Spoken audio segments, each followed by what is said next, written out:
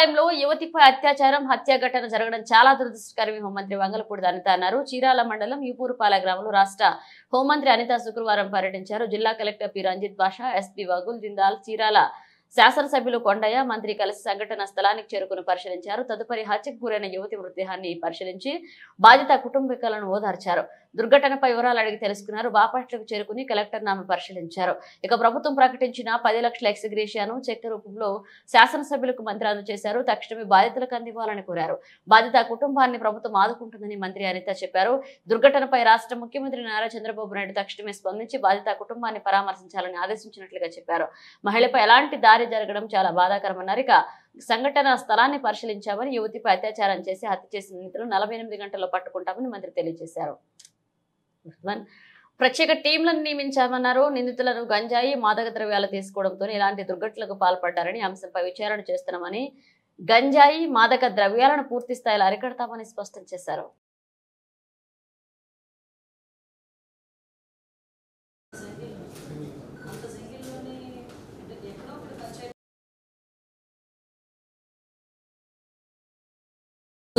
ఇపురుపాలెం గ్రామంలోని జరిగిన దురదృష్టకర సంఘటన 21 సంవత్సరాల ఒక యువతిని అతి క్రూరంగా అత్యాచారం జరిపి చంపడం జరిగింది, హత్య జరగడం జరిగింది.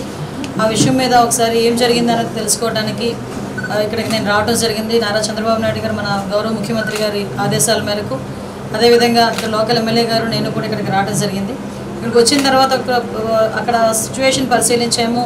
అక్కడ ఎక్కడైతే క్రైమ్ జరిగిందో ఆ ప్లేస్ని చూసాము, ఆ పేరెంట్స్ని మేము పరామర్శించాము, ఆ బాడీని కూడా చూసాము. ఇవన్నీ చూసిన తర్వాత యాక్చువల్గా ఏంటంటే ఇది గాంజాయి వాళ్ళ బ్యాచ్ వల్ల జరిగిందా, డ్రగ్స్ తీసుకున్న వాళ్ళ జరిగిందా, వాట్ ఎవర్ మేబీ, ఏదైనా ఒక నిండు ప్రాణం అన్నది పోయింది. ఒక ఇంట్లోని బతుకు తెరువు చూసే ఆ అమ్మాయి టైలరింగ్ చేసి ఆ కుటుంబాన్ని పోషించే ఒక అమ్మాయి ఈరోజు అమ్మాయి ఆ కుటుంబానికి దూరం అయింది.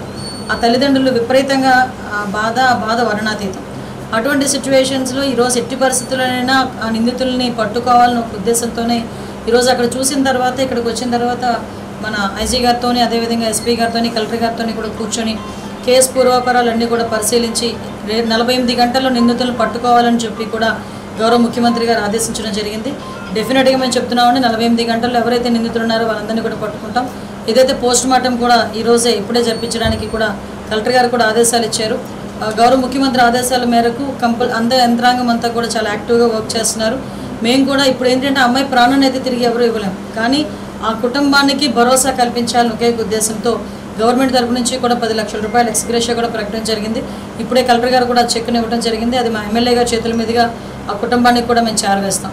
ఏదైతే గవర్నమెంట్ చాలా ఫర్మ్గా ఉంది, గంజాయి విషయంలోనే కానీ, డ్రగ్స్ విషయంలోనే కానీ ఎక్కడా కూడా చిన్నది కూడా నిర్లక్ష్యం వహించకుండా డ్రగ్స్ని నిర్మూలించాలి, అరికట్టాలి, అదేవిధంగా గాంజాని అరికట్టాలనే ఉద్దేశంతో టీమ్స్ని ఏర్పాటు చేయడమే కాకుండా, మీ అందరికీ తెలుసు ఈరోజు స్పెషల్గా ఒక టోల్ ఫ్రీ నెంబర్ని కూడా ఇవ్వడానికని చెప్పి మేము అందరం కూడా సిద్ధపడ్డాం.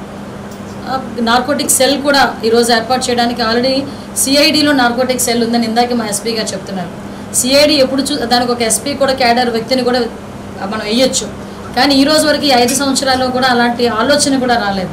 ఎప్పుడు చూడు సిఐడి, ఎప్పుడు చూడు తెలుగుదేశం పార్టీ చుట్టూ తిరిగి తెలుగుదేశం పార్టీ వాళ్ళని ఎలా అరెస్ట్ చేయాలని చూసిందే తప్పించి ఈరోజు వరకు కూడా ప్రజల సంక్షేమం గురించి ఆలోచించే పరిస్థితి కనిపించలేదు.